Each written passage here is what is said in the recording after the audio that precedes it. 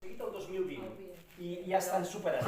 És a dir, que cada objectiu té algunes dates diferents, però majoritàriament és 2030. I per tant, aquí hauria de ser cada país, cada estat, cada territori que posi el seu límit. Nacions Unides ha fet uns indicadors per veure com està avançant.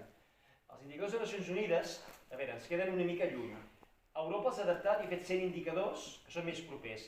I a Catalunya s'han adaptat, i si entreu a la pàgina de l'IDESCAT, l'IDESCAT és l'Institut d'Estadística de Catalunya, tenen un botó que és ODS, i allà podeu veure aquests 100 indicadors, de fet tenen uns 80 de penjats, encara no els tenen tots, però podeu veure la comparativa en com estan comparant Catalunya, Espanya i Unió Europea.